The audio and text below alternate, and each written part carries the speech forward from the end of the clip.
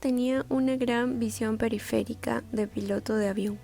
Podía ver en un campo visual de más de 180 grados, lo cual como futbolista le permitía tener ojos en la nuca. Maradona, en milisegundos, sabía si detrás le perseguía un defensor y la posición del arquero para colocarle el balón fuera de su alcance. El futbolista desarrolló la coordinación de movimiento del cuerpo y la cabeza.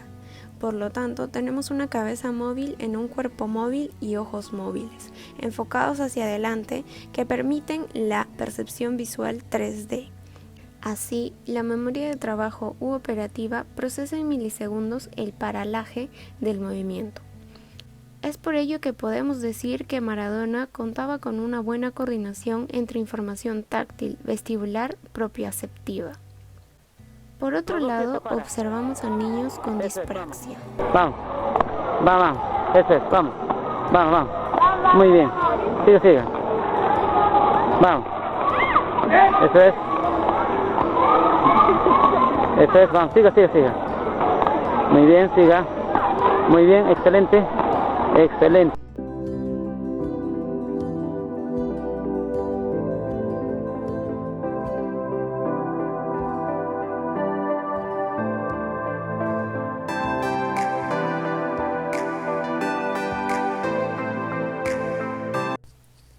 La dispraxia es una disfunción cerebral que dificulta la organización de las sensaciones, sean táctiles, vestibulares y propioceptivas, entre otras. Interfiere en la capacidad de planificar los movimientos a nivel de la motricidad fina como de la global. Se evidencia en la torpeza motriz para actividades de la vida diaria y escolares como escribir y el juego. Este cuadro nos permite diferenciar 4 niveles en el desarrollo de la integración sensorial. Podemos observar cómo se abarca desde los sentidos hasta los productos finales. Si observamos con más detalle, en el primer nivel se muestra el desarrollo del control del movimiento del cuerpo gracias a las experiencias táctiles, vestibulares y propioceptivas. A medida que se avanza en los niveles, se puede observar cómo se desarrollan habilidades más complejas, como el esquema corporal o la coordinación ojo-mano. Por último, el cuarto nivel es el resultado de una correcta integración sensorial. Es en este nivel en el que queda reflejado el aprendizaje académico como buen desarrollo de los niveles anteriores.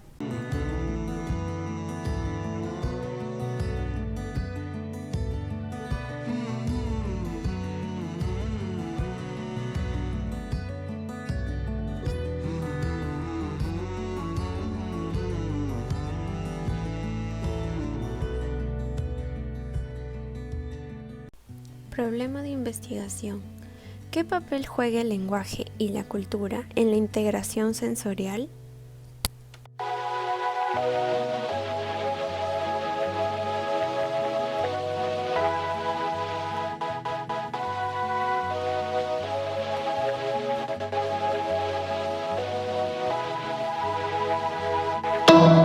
La teoría de la integración sensorial fue desarrollada en los años 60 en Estados Unidos por Jane Ayres, una ergoterapeuta y doctora en psicología.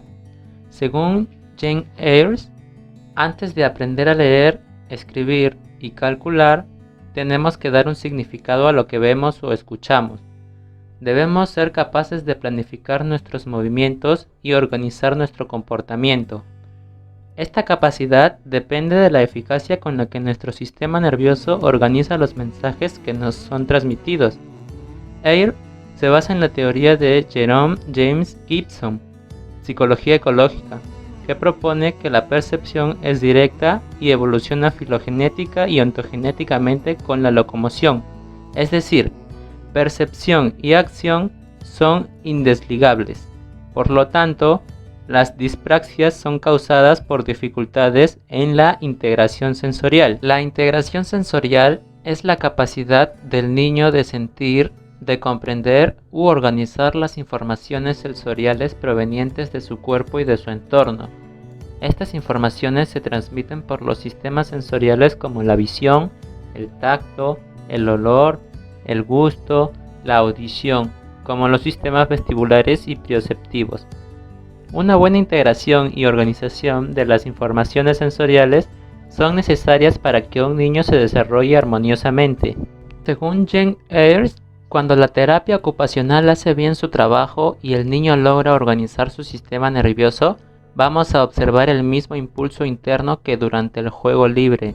Nuestro objetivo no es enseñar al niño una actividad o habilidad específica, sino ayudar al niño a adquirir la capacidad de aprender toda habilidad motora, capacidad académica o conductas necesarias para la vida. Un análisis filogenético implica unidades de tiempo de miles de años.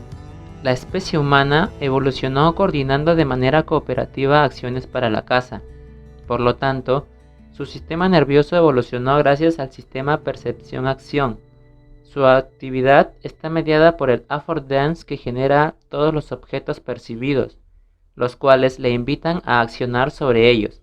Por lo tanto, todos los objetos, incluidos el lenguaje, utensilios, herramientas, armas, obraron grandes cambios filogenéticos en su cerebro, propiciando la integración sensorial y el surgimiento de funciones mentales inconscientes y conscientes. La mente es acción mediada.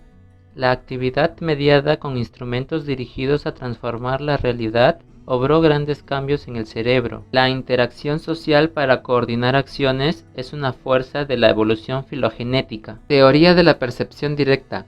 Esta teoría nos dice que percibimos porque estamos en acción en nuestra evolución biológica, filogenética y ontogenéticamente. Gibson, autor de la teoría ecológica, nos muestra los enfoques de percepción directa. Uno de estos es que la información se encuentra en el estímulo, es decir, no se requiere de recuerdos o procesos de razonamiento para percibir y actuar. Gibson estudia los estímulos más que los órganos de los sentidos, y estos estudios son hechos en el mundo real, mas no en el laboratorio. Affordance. Los objetos nos invitan a utilizarlos, por lo tanto, somos actores que nos relacionamos con el entorno. Esta es la base de nuestra evolución filogenética. Affordance son utilidades, es decir, invitación del objeto a utilizarlo. Describe la relación recíproca que se da entre un animal y su entorno. Los affordance varían para los distintos animales dependiendo del nicho evolutivo y del estadio de desarrollo de estos. Características objeto-actor. Los atributos físicos del objeto son compatibles con los atributos físicos del actor o el usuario. La información de los atributos del objeto son compatibles con el sistema perceptivo del actor, y las acciones posibles del objeto son las acciones deseadas del actor. Integración sensorial. No hemos evolucionado con analizadores sensoriales, sino con sistemas perceptuales gracias a la locomoción, para adaptarnos y sobrevivir.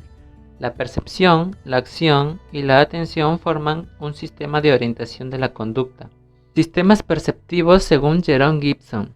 Uno de estos es el sistema orientador básico, cuya modalidad de atención es la orientación general. Las unidades perceptivas son mecanorreceptores y receptores de la gravedad. El sentido son los órganos vestibulares. La actividad del órgano es el equilibrio del cuerpo. Los estímulos disponibles son la fuerza de gravedad y aceleración. La información externa obtenida podría ser la dirección de la gravedad y estar empujando. Sistema auditivo, cuya modalidad de atención es escuchar. Las unidades receptivas son mecanorreceptores. El sentido es el oído. Las actividades del órgano son la orientación respecto de los sonidos. El estímulo disponible es la vibración del aire y la información externa obtenida de la naturaleza y ubicación de los eventos vibratorios. Sistema áptico. La modalidad de atención es tocar, el tacto activo y palpar. Las unidades receptivas son mecanorreceptores y posiblemente termorreceptores. El sentido es la piel, las articulaciones y músculos. La actividad del órgano es la exploración de muchas clases. Estímulos disponibles son la deformación de los tejidos, configuraciones de las articulaciones, estiramiento de las fibras musculares. Y la información externa obtenida es con contacto con la tierra, formas de los objetos, estados de la materia. Sistema olfatorio, cuya modalidad de atención es oler. Las unidades receptivas son quimiorreceptores. El sentido es por la nariz. La actividad del órgano es olfatear. Los estímulos disponibles son la composición química del medio y la información externa obtenida por la naturaleza de los olores. Sistema gustativo, cuya modalidad de atención es el gusto. Unidades receptivas químico y mecanorreceptores, el sentido por la boca, actividad del órgano de gustar, estímulos disponibles, composición química de los objetos ingeridos, información externa obtenida, valores nutritivos y bioquímicos. Sistema visual, cuya modalidad de atención es ver, unidades receptivas, fotorreceptores, el sentido son los ojos, actividad del órgano, acomodación, ajuste pupilar, fijación, convergencia y exploración, estímulos disponibles, la luz, información externa obtenida, información sobre los objetos, animales, movimientos, eventos y lugares. Praxias. Las praxias se definen como la función cognitiva que se encarga de los movimientos.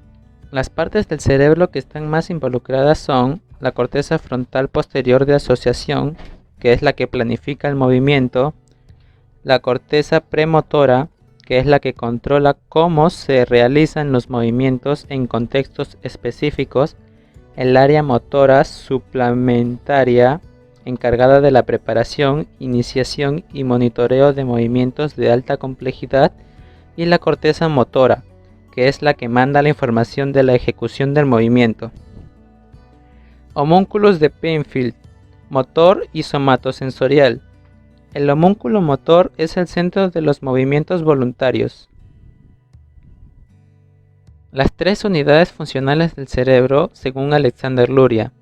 Las tres principales unidades funcionales del cerebro.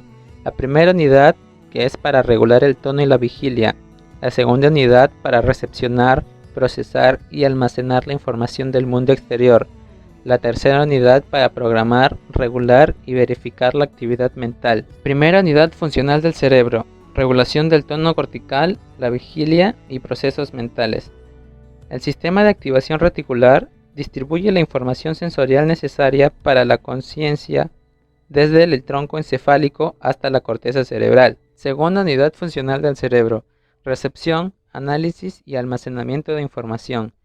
Sistema de percepción inconsciente es producto de la extinción de la activación del neocórtex antes de alcanzar niveles superiores del cerebro. Tercera unidad funcional del cerebro. Programación, regulación y verificación de la actividad.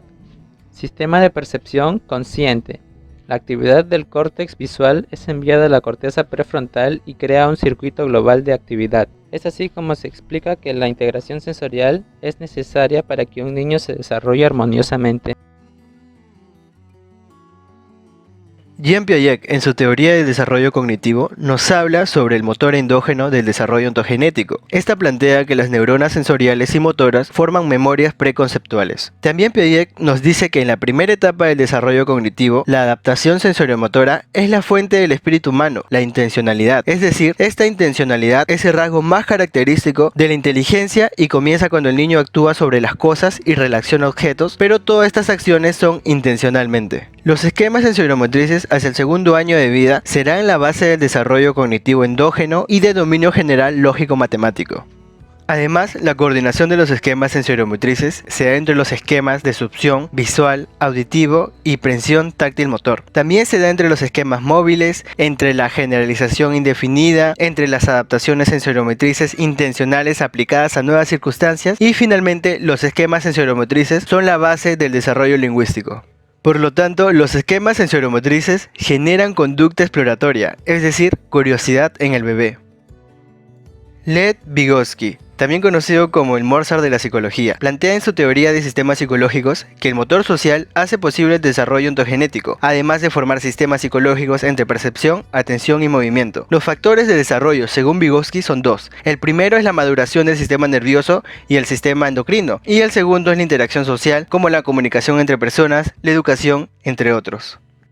Entonces, el desarrollo para Vygotsky se da durante el proceso de desarrollo del comportamiento, especialmente en el proceso de su desarrollo histórico. Lo que cambia no son tanto las funciones, ni su estructura, ni su pauta de desarrollo, sino lo que cambia y se modifica son precisamente las relaciones, es decir, el nexo de las funciones entre sí. Por eso que cuando se pasa de un nivel a otro, con frecuencia, las diferencias esenciales no estriben en el cambio intrafuncional, sino en los cambios interfuncionales.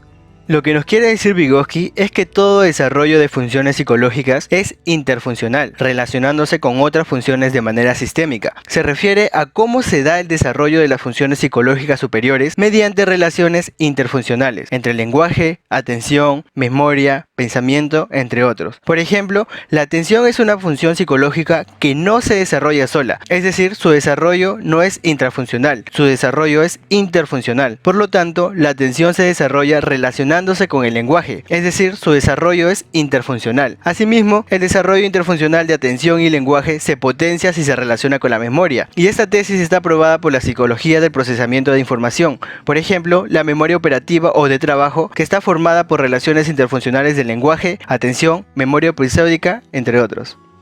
Además, Vygotsky, en su Ley Genética General del Desarrollo Cultural del Niño, afirma que toda función en el desarrollo cultural en el infante aparece dos veces. Primero aparece en el plano social y después aparece en el plano psicológico. Es decir, primero aparece entre personas como una categoría interpsicológica y luego dentro del niño como una categoría intrapsicológica. Esto resulta igualmente válido en relación a la atención voluntaria, la memoria lógica, la formación de conceptos y el desarrollo de la voluntad. Entonces, se sobreentiende que la internalización transforma el proceso mismo y cambia su estructura y sus funciones. Las relaciones sociales o relaciones entre personas subyacen en todas las funciones superiores y sus relaciones.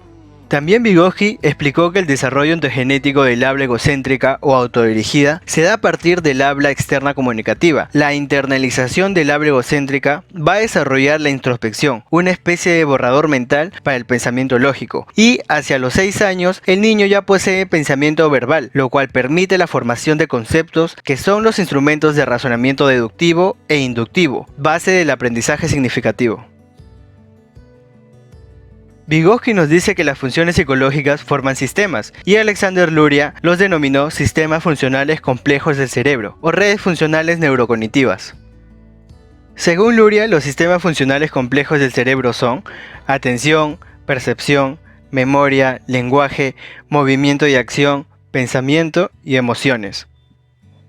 Para demostrar los sistemas psicológicos, podemos reconocer un rostro que implica de la participación sistémica de la atención, percepción, memorias, lenguaje, movimientos, pensamientos y emociones. Uno, al ver el rostro, los movimientos de los ojos son imprescindibles para prestar atención y percibir el rostro. La percepción activará varias memorias para reconocer el rostro, otra para recuperar el nombre de la persona y otro para saber quién es. Todo esto se logra por la mediación del lenguaje y el pensamiento verbal. Incluso podemos interpretar el estado emocional del rostro con las memorias emocionales.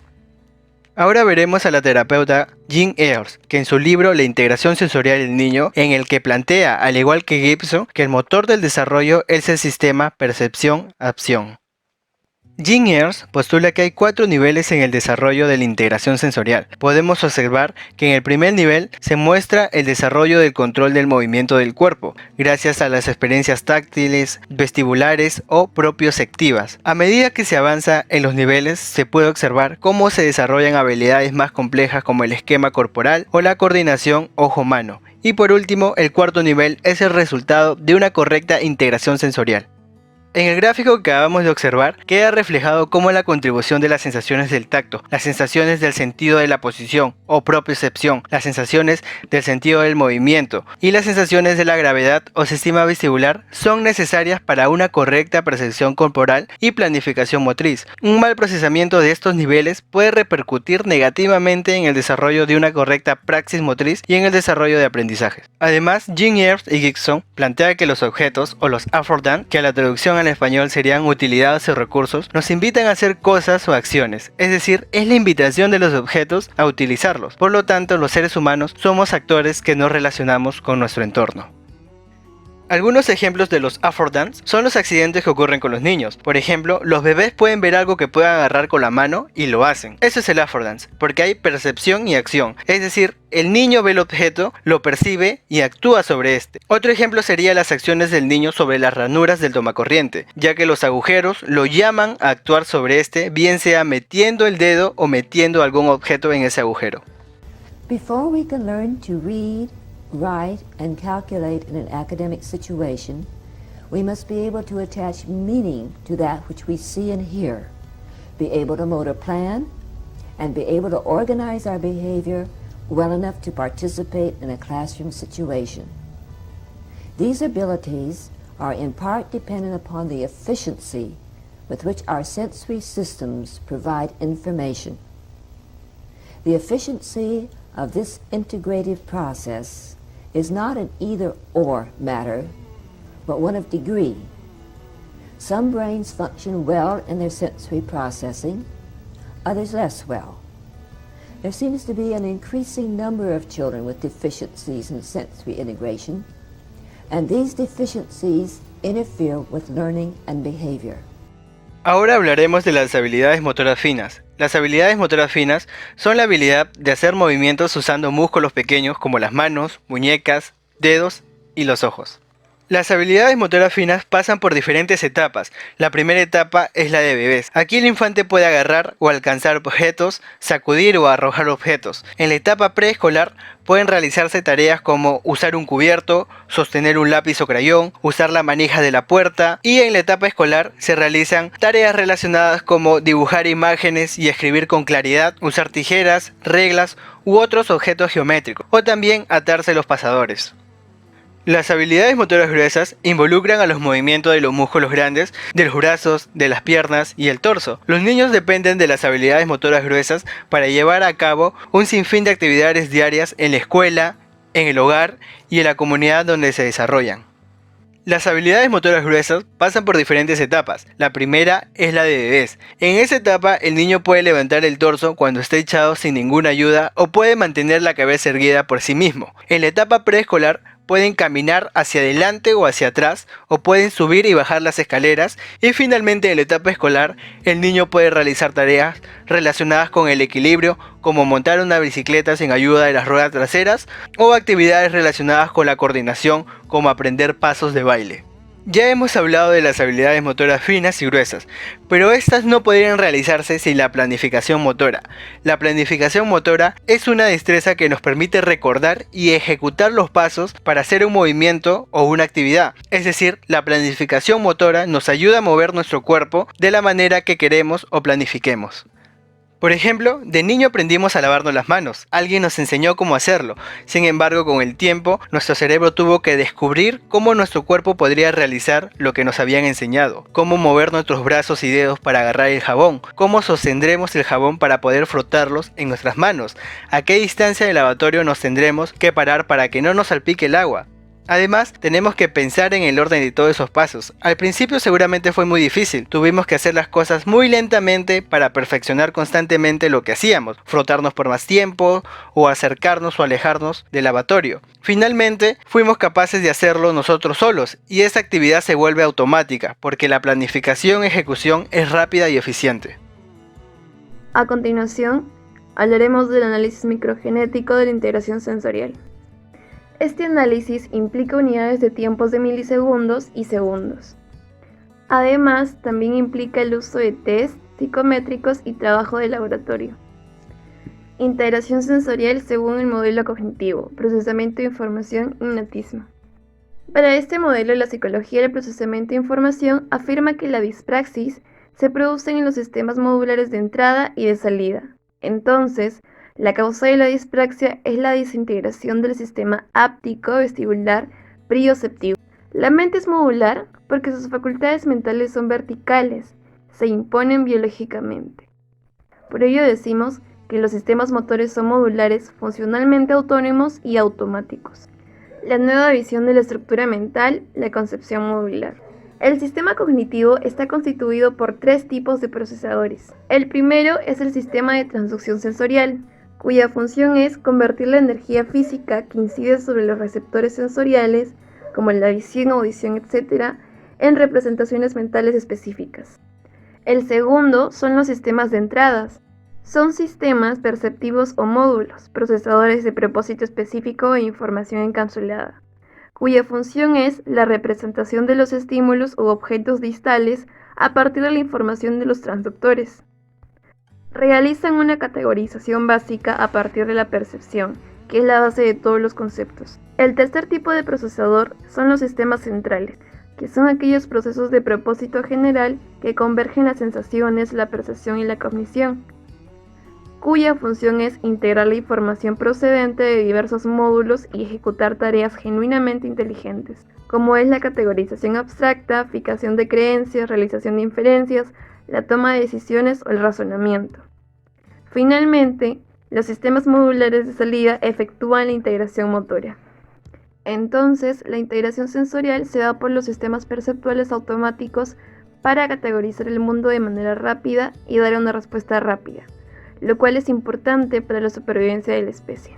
Y así como se observa en la imagen, vemos que todos los módulos van a converger en un procesador central, el cual va a dar como resultado una solución a cierto problema. Estos módulos perceptuales generan formatos específicos que serán interpretados como categorías básicas en el sistema cognitivo central, memorias a largo plazo explícitas e implícitas. Entonces, la causa de la dispraxia se encuentra en los sistemas modulares, ya que su alteración va a dar una ruptura entre lo que son los procesos de ideación, planeación y ejecución. En ese sentido, es importante hablar acerca de los modelos de sistemas de memoria, y dentro de ellos se encuentra lo que es la memoria sensorial, las memorias a corto plazo y las memorias a largo plazo. Las sensoriales registran la información y la retienen de 0.5 a 2 segundos y captan solo las características físicas del estímulo. Mientras que las memorias a corto plazo, también denominada memoria de trabajo, almacenan transitoriamente y reconocen y categorizan la información o el significado. Las memorias a largo plazo almacenan permanentemente y de forma ilimitada. Estas interactúan con las memorias de corto plazo o la memoria de trabajo. Esta interacción entre la memoria de corto plazo y la de largo plazo se explican a través de la siguiente gráfica, los cuales se generan a partir de un input de los registros sensoriales y se observa a través de una flecha punteada, tiene todas las memorias sensoriales y que finalmente terminan en el almacén a largo plazo, que ante un estímulo vuelve al almacén de corto plazo a dar una respuesta a determinado problema o situación. Por su parte, la memoria de trabajo operativa, cuyo almacén es transitorio, está regido por un ejecutivo central y un almacén episódico. Como también se pudo observar en la imagen anterior, existe una interacción entre la memoria operativa y la memoria de largo plazo. Para entender esto es importante recordar que el análisis microgenético implica estudiar los cambios en milisegundos de los estados mentales. Los neurocientíficos identifican la conciencia con la memoria a corto plazo, la cual hoy se denomina memoria de trabajo o memoria operativa. Y justamente la función de la memoria operativa es interactuar con el sistema de memorias a largo plazo. Pero, ¿cuáles son sus funciones? El sistema de la memoria operativa, que es base de la metamemoria, tiene 3 funciones principales: aprender, razonar y comprender.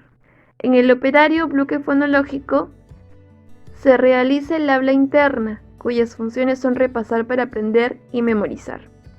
Mientras que en el operario agenda visoespacial se da la manipulación de imágenes visuales y espaciales, cuyas funciones son actualizar imágenes que están en las memorias de largo plazo y crear escenarios futuros. En el operario almacén episódico, tiene la función de recuperar recuerdos autobiográficos para contextualizar y actualizar el self, el yo. El sistema de control ejecutivo central genera recursos atencionales según la tarea de aprendizaje, razonamiento y comprensión. Pero ojo al piojo, las habilidades de metamemoria implica activar los operarios de la memoria operativa. Por último, hablaremos de las memorias a largo plazo. Según Vygotsky, la mente está formada por sistemas psicológicos, lo que hoy se denomina sistemas funcionales complejos del cerebro. Estos sistemas psicológicos son desarrollados por el lenguaje, la principal herramienta, que es un sistema de representación de la realidad. En ese sentido, el lenguaje es el instrumento que unifica los sistemas psicológicos. Todo desarrollo cognitivo es sociocultural. Las memorias a largo plazo son formadas por los estímulos y prácticas culturales. Las memorias a largo plazo son producto de la modularización del cerebro por acción de la cultura. Dentro de la memoria a largo plazo encontramos una tipología. Entre ellas tenemos la memoria explícita, que está dividida en la memoria semántica, la cual captura los conocimientos y hechos, y la memoria episódica, que guarda recuerdos autobiográficos, como también eventos de tono con carga afectiva. Otro gran grupo es la memoria implícita, y dentro de ella encontramos la memoria procedimental, es decir, procesa los hábitos y las habilidades motoras y cognitivas. También encontramos la memoria emocional, regida por un condicionamiento clásico simple.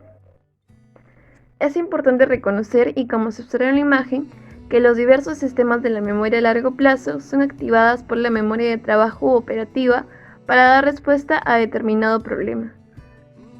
La integración sensorial según el modelo conexionista. Procesamiento distribuido en paralelo.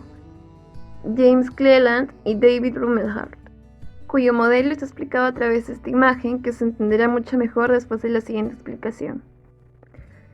Este conexionismo o procesamiento distribuido en paralelo utiliza el método simulación de computadora. Es decir, usa la metáfora del cerebro cuyas funciones mentales son análogos a conexiones sinápticas. Por lo tanto, las habilidades gruesas y finas, la planeación motora y la coordinación motora serían configurados en redes neuronales que van aportando información para ejecutar una determinada tarea. Entonces podemos llegar a la conclusión de que la causa de dispraxia es la desintegración del sistema áptico vestibular propioceptivo. Además, la psicología del conexionismo o procesamiento distribuido en paralelo afirma que la dispraxia se produce en los nodos ocultos, cuyos planes motores están distribuidos en las redes neurales. Análisis histórico-cultural de la integración sensorial. Un análisis histórico-cultural implica conocer los instrumentos y sistemas simbólicos. Aprendizajes en instituciones escolarizadas. Un avance civilizatorio es la creación de instituciones escolares, básica y superior, desde hace más de 1000 años. El nacimiento del aprendizaje escolar hace que la mente humana se desarrolle con la lectoescritura y actividades que fomenten el desarrollo cognitivo y afectivo. Además de estas prácticas culturales, los seres humanos hemos desarrollado también danzas como el ballet y el flamenco, los deportes como el atletismo y el vóley, entre otros. En ellos empleamos diversas funciones como las habilidades motoras y mentales. Es hora de continuar con el trabajo de campo. Este hará uso del método transversal. Materiales y procedimientos. Material fundamental. Juego tradicional de rayuela. Este popular juego se conoce también como truque, luche, el cuadrado, la chilena o el volantín. La rayuela requiere una cierta agilidad y también ayuda a los niños a aprender los números. Solo necesitas una superficie lisa y una tiza para poder jugar. Con la rayuela los niños aprenderán a mejorar su equilibrio y coordinación. Es un juego de puntería, equilibrio y diversión. ¿Cómo elaborarlo? La mayoría de las veces se dibuja en el suelo manualmente. 8 cuadrados en el suelo y a veces 2 semicírculos. La tierra, donde empieza, y el cielo, su final. Depende mucho del lugar donde se juegue, tanto las reglas como los nombres, porque estos pueden variar. Se necesita la pata coja y tener una buena puntería para la evaluación de la motricidad gruesa. Junto con ello, las siguientes reglas. 1. Para comenzar este juego infantil, dibuja en el suelo con una tiza el diagrama para jugar a la rayuela compuesta por cajas con números del 1 al 10, dobles en el 4, 5 y 7, 8. Para empezar a jugar necesitamos una piedra o similar. El niño debe situarse detrás del primer número, con la piedra en la mano, y ha de lanzarla. El cuadrado en el que caiga se denomina casa y no se puede pisar. Regla número 3. El niño comienza a recorrer el circuito saltando con un pie en los cuadrados o con los 2 pies si se trata de un cuadrado doble. El objetivo es pasar la piedra, no saltar en esa casilla hasta llegar a la 10 y volver a la casilla de salida recogiendo la piedra en el regreso, sin perder el equilibrio. Lo realizará correctamente sin caerse ni tirar la piedra fuera de la caja o pisar una línea. Para la metodología de la evaluación se compara en un cuadro la eficiencia en el juego de cada uno de los niños. Estos pertenecen a 3 bloques de edades diferentes. Uno de 4 o 5 años, el segundo de 5 o 6 años y el tercero de 8 a 10 años, siguiendo las reglas de juego ya mencionadas. Se va a aplicar la técnica de zona de desarrollo próximo como evaluación dinámica en 2 modalidades.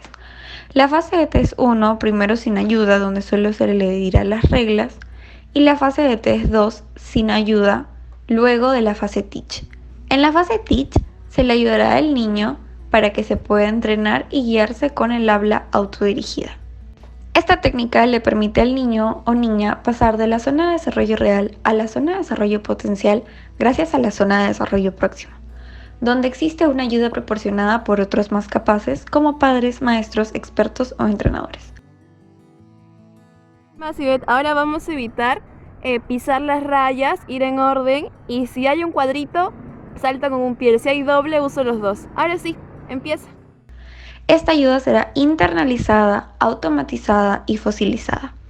Luego se desautomatizará y se hará recursiva hacia estadios anteriores, es decir, un giro recursivo donde la capacidad ya estará desarrollada. El individuo pasará por un plano individual intrapsicológico, donde el sujeto se relacionará con el objeto a través de artefactos o mediadores que le harán sentido y significado en resultado. Ante ello pasará por el conocimiento de herramientas y signos, reglas, comunidades y divisiones de trabajo. También se pasará por un plano social, de interacción social o interpsicológico, donde el objeto del primer sujeto se relacionará con el objeto de un segundo sujeto.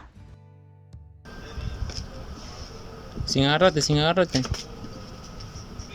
Los resultados se miden gracias a una serie de reglas. Estas son: lanzar la piedra dentro de las casillas, saltar con un pie, no pisar las líneas, llegar a la meta y regresar, recoger la piedra sin bajar el pie levantado.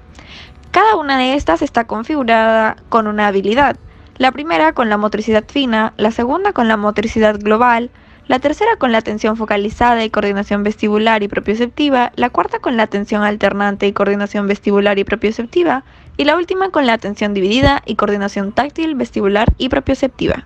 Los resultados se logran comparando a cada uno de los individuos en el antes y el después, es decir, en la fase de test 1 y en la fase de test 2, comparando éxitos y errores en cada uno de ellos con respecto a las reglas indicadas.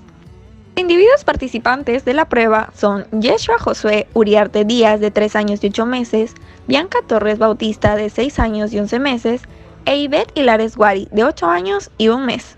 Observemos los resultados de la fase 1 gracias a los checks o X que veamos a medida que avanzan las reglas en cada uno de los participantes.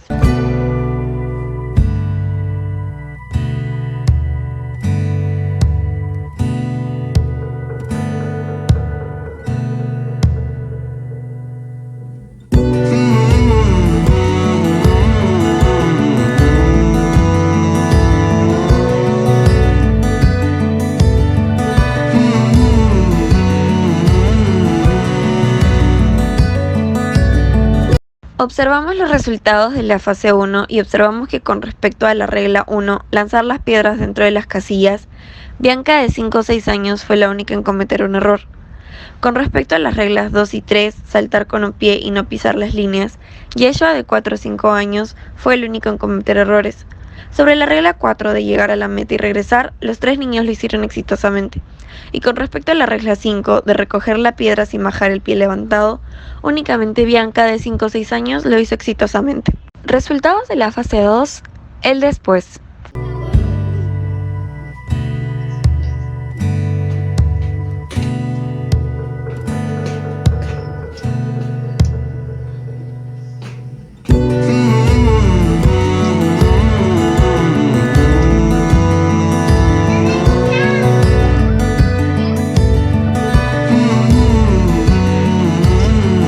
Observamos los resultados de la fase 2. Con respecto a la primera regla, lanzar las piedras dentro de las casillas, ninguno de los niños cometió un error.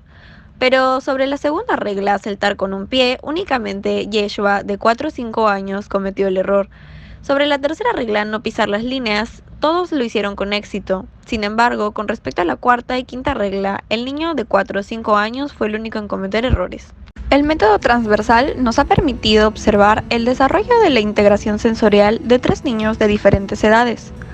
Se observa que el niño de menor edad comete más errores, lo cual nos indica que el desarrollo de las habilidades de motricidad fina y gruesa es menor en comparación con el niño de mayor edad. La técnica de evaluación dinámica con la zona de desarrollo próximo nos permite observar la importancia del lenguaje y el affordance en la integración sensorial. Conclusión 1. La integración sensorial implica un desarrollo de la atención activa, exploratoria, y este sistema percepción-acción es el punto de partida del desarrollo de la motricidad fina y gruesa o global. 2. El affordance implica la interacción actor-objeto. La percepción de los objetos concita la atención y guía la acción del sujeto. 3. El lenguaje de la interacción social educativa apuntala el desarrollo de la integración sensorial. Con respecto a recomendaciones, asumimos la recomendación de Eleanor Gibson 2002, fundadora de la psicología ecológica junto a J.J. Gibson, quien afirma que hace falta mayor investigación del desarrollo del sistema percepción-acción con niños mayores de 2 años. 2. Investigar la integración sensorial en niños y adolescentes con otras actividades y juegos. 3. Evitar la cultura de juegos electrónicos por ser sedentarios, no promover valores educativos, atentar contra la salud física y mental con la obesidad y la torpeza motriz. Y 4. Promover en la educación básica actividades físicas al aire libre para desarrollar la coordinación táctil, vestibular y propioceptiva. Gracias.